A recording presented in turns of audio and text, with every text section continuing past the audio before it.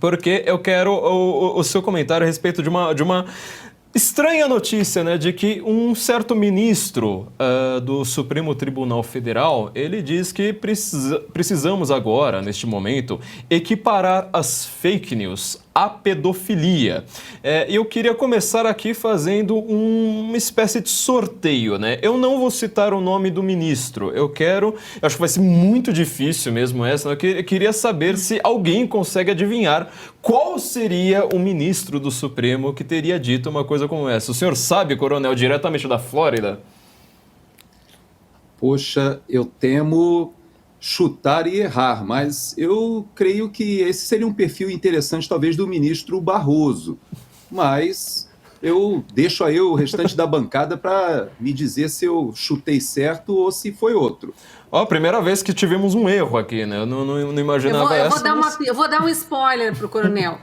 Vamos mudar o nome de um famoso inquérito para inquérito da pedofilia. Opa, aí ficou fácil. Aí ficou fácil. Não ousaria associar o ministro Alexandre de Moraes a mais essa faceta, né, de narrativas. Mas ele entra vamos dizer assim, num quadrante bastante complexo. Inclusive, por coincidência, aqui nos Estados Unidos, essa semana, nas redes sociais, nós percebemos, num daqueles momentos bastante constrangedores em que os ex-funcionários do Twitter estão sendo confrontados com aquela censura feita durante o período da pandemia, um desses diretores ali do Twitter foi confrontado em relação exatamente aos temas de pornografia infantil e pedofilia. Porque, pasmem, esse censor ali, diretor do Twitter, ele retirou a palavra de muitos especialistas em saúde, opiniões divergentes em diversos temas, inclusive com dados oficiais aqui do CDC. No entanto, o próprio Twitter, nessa época, tinha milhares de publicações com pornografia infantil e com estímulo à própria pedofilia. E é interessante que esse próprio diretor já havia publicado em seu próprio Twitter mensagens bastante comprometedoras em relação a esse tema, tendo inclusive publicado um trabalho acadêmico em que meio que apoiava a relação de jovens adolescentes que deveriam ser tratados com mais condescendência em relação às suas opções sexuais. Ou seja, esse tema aqui nos Estados Unidos não tem nada de fake news. E associar aquelas senhorinhas do WhatsApp, aqueles grupos de WhatsApp, e que, de maneira muito controversa, né, vêm sendo colocados como divulgadores de falsas notícias, eu acho no mínimo, uma irresponsabilidade, para não dizer uma imoralidade, fazer esse tipo de associação. Eu queria, então, seus comentários, Fabi. Você que é do direito, você que está acostumada a lidar com temas bastante difíceis no Brasil, o que você está achando de uma situação como essa, no qual a gente está equiparando uma coisa que ela nem entrou no Código Penal ainda, né, que seriam as fake news, lembrando sempre que este termo ele foi criado ad hoc logo após a eleição do Donald Trump, né, ou seja, se você analisar ali no Google Trends, você vai ver ali que por anos e anos e anos e anos, afim, nunca foi usado este termo, né, fake news. De repente o Trump foi eleito, a mídia passa 2 a 3 semanas completamente atônita, sem saber o que dizer, e ela cria este termo, né, fake news, para dizer, olha, o Trump, para explicar, né, como o Trump foi eleito a partir de uma reportagem da revista The Atlantic, que é mais ou menos como uma espécie de porta-voz ali do Partido Democrata dos Estados Unidos. Ela cria este termo fake news, dizendo que o Trump foi eleito por fake news, mas ela nunca demonstra qual que seria essa notícia. E agora isso ainda não entrou, anos depois, já 5 a 6 anos depois, ainda não entrou em nenhuma legislação do mundo, mas agora, né, nós temos um ministro aí equiparando o que seria o suposto crime de fake news, que ainda não entrou no ordenamento jurídico, nem no resto do mundo, mas muito menos no brasileiro, a uma coisa tão horrenda quanto a pedofilia. Bom, é bem bizarro a gente pensar numa situação dessa.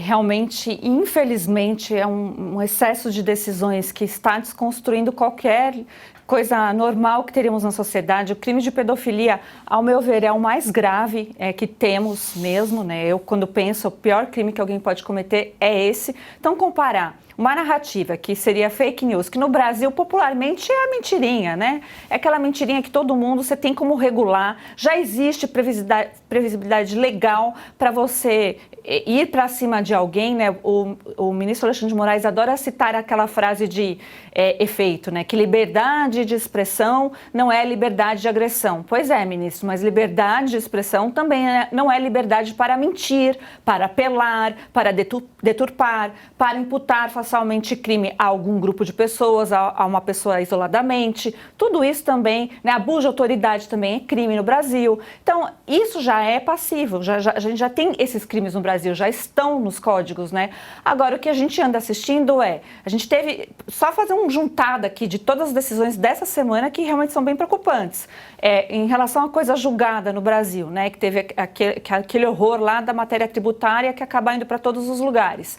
Nós temos também a própria PGR discordando do ministro Alexandre de Moraes em relação à prisão do Daniel Silveira, que não tem nada a ver se você gosta ou não do Daniel Silveira, é do direito que a gente está falando. A relativização do julgamento no TSE de uma ação do PDT do presidente Bolsonaro, que eles deixaram para trás o artigo 139 do Código de Processo Civil. E assim a gente vai continuar. Então, esses ministros estão sendo ouvidos agora fora dos autos e já dando para a mídia, aquela que é amiga deles, até o que eles vão julgar, que seria também um fato de impedimento. E aí equiparar o crime mais grave, mais aterrorizante da sociedade, que é pedofilia, com fake news, que pode ser combatido simplesmente com a verdade, é demais mesmo. Ele está querendo algo e nós já sabemos o que é, né? É vir censura e coisa brava e eu espero que os pedófilos sejam pegos com bastante rigor. Devemos lembrar que nós estamos já, né, num regime de censura prévia que deveria durar ali até as eleições e esse regime perdura até hoje. As pessoas simplesmente se esqueceram e tratam com normalidade. Como a Fabi disse agora há pouco, a mídia é conivente, né? Ela que deveria se sentir extremamente lesada, ela está sendo usada como fonte do direito justamente para caçar os seus inimigos. Cris, você que tem experiência no jornalismo, já trabalhou em diversas publicações da grande mídia, com que olhos você consegue enxergar uma situação como essa hoje? Primeiro, deixa eu me descolar da grande mídia, embora tenha passado 26 anos em 7 redações diferentes, de 3 estados, todos de regiões diferentes do país, mas o que eu vivi no jornalismo tradicional não existe mais. Inclusive, o jornalismo tradicional também não existe mais. Vamos voltar para o STF, o atual, né? Porque o antigo também não existe mais. Alexandre de Moraes falou essa barbaridade que as fake news precisam ser tratadas com o rigor com que se trata pedofilia e racismo. A gente já sabe, né, que o próprio judiciário, o próprio STF legislou de maneira à revelia da Constituição, decidiu se tornar ele próprio parlamento e legislou, tomando a decisão de que no Brasil homofobia vai ser comparada a racismo. Então, um pastor, um padre, num culto, que leia um determinado trecho da Bíblia, porque isso existe, falando determinadas palavras acerca de homossexualidade, pode ir para a cadeia comparável com um racista de fato, não racismo na narrativa, racismo de fato, porque o STF assim determinou. E como os nossos nobres parlamentares até hoje não legislaram a respeito, ficou essa norma aí valendo. Agora ele quer comparar com pedofilia também. Mas o que é a verdade e o que é a mentira na cabeça desses ministros? E quem vai regular isso? Porque vamos voltar aqui, dar um passo atrás. Essa fala do ministro Alexandre de Moraes foi dita num encontro de tribunais regionais eleitorais. Ele estava na condição de juiz eleitoral, de ministro do Tribunal Superior Eleitoral. Então, quem deveria cuidar administrativamente de distribuição de urna, de uma apuração decente, convincente, transparente, essa pessoa ou essas pessoas, essas autoridades agora estão se preocupando com verdades e mentiras, pedofilia, racismo e o escambau A4, para usar um termo popular. O trecho que ele fala foi exatamente esse, ó. É necessário adotar uma estratégia agressiva e descomplicada e promover uma deslavagem cerebral das pessoas. Sim, O ministro está sendo influenciado por essa nova mídia aí, da qual eu faço questão de me descolar. Deslavagem cerebral, Flávio. Ele quer promover uma deslavagem cerebral para fornecer às pessoas a informação correta. A questão é o que é a informação correta. Vamos, de novo, passo atrás. O ministro falou o seguinte para os nobres representantes dos tribunais regionais eleitorais. Exemplo, o código-fonte. Aspas para o ministro, tá? Durante 1 ano antes das eleições, foi dado acesso ao código-fonte a diversas instituições. Inclusive, temos um relatório das Forças Armadas reconhecendo que não houve qualquer fraude no sistema da urna. Isso é pura fake news. É uma interpretação do ministro, uma interpretação direcionada para manipular a opinião pública de que o relatório das Forças Armadas afirmou que não houve fraude. O que eles disseram é que não foi possível sequer apurar se houve fraude por falta de acesso ao código-fonte. Então, só essa fala aqui do ministro já coloca ele numa igualdade de pedófilo, talvez? Eu não sei bem se é isso que ele estava querendo dizer. Eu, se estivesse nessa reunião, teria interpretado assim. Aí, olha só, ele vai formar uma comissão do TSE para enviar propostas ao Congresso com mecanismos, palavras dele, mecanismos de regulamentação das redes sociais. De novo, o judiciário, agora o judiciário eleitoral, querendo legislar. Então, é assim, é o Brasil virado do avesso, é a coisa mais abjeta que a gente possa ver, é a justiça falindo, porque a gente vê o jornalismo falindo, o próprio Ministério Público é de doer, mas quando a justiça, a cúpula do judiciário vai à falência, e aí só para finalizar meu comentário, essas informações que eu estou trazendo são da reportagem que a Gazeta do Povo publicou hoje. Eu sempre gosto de acessar o que os assinantes estão dizendo, né, a área de comentários. Olha esse aqui, ó, o Pedro Martins falou o seguinte: senhor Alexandre de Moraes, deslavagem cerebral soa como o que se tentava fazer nos campos de reabilitação da União Soviética. E aí eu lembrei até dos campos de reeducação atuais da China, que são mais de 1000. Então, reeducação, deslavagem cerebral, é tudo muito parecido, né? Aí o leitor continua aqui. Quem seria o grande irmão para dizer o que é fake news? O senhor? Seus colegas do STF?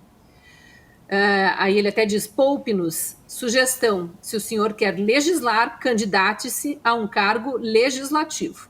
Então é isso, a gente não pode aceitar ministros nomeados querendo cumprir ali o que é tarefa de representantes eleitos pelo povo, que é bem diferente. Esta deslavagem cerebral, né, como foi pontuado aí pela Cris, lembra sempre, né, já que o Silvio não está aqui, uma frase uma expressão que o Silvio Navarro cunhou que é maravilhosa para isso, né, que é a imprensa adversativa, né, era sempre aquele mas, ou seja, a economia melhora, mas o salário mínimo aumenta, mas o crime diminui, mas, e aí quando a gente viu, né, principalmente num grande jornal da grande mídia, o maior de todos, que seria a Folha de São Paulo, a gente lembra sempre do despiora, né? A forma como a grande mídia consegue dar uma notícia de que algo melhorou e para acusar sempre, né? Com aquela ideia fixa, monomaníaca em cima da direita e ali, especialmente do ex-presidente Bolsonaro, eles cunharam este termo despiora, né? Como a Cristina acabou de dizer, esta grande mídia, né, a grande velha mídia, que fez um consórcio a partir da epidemia do Covid, da pandemia, e quis dizer, né, que tudo aquilo ali que era verdade era apenas o que eles diziam, né, uma verdade autoproclamada, e tratando tudo aquilo ali que estivesse fora da grande mídia como uma fake news imediata, a Oeste ela não faz parte disso.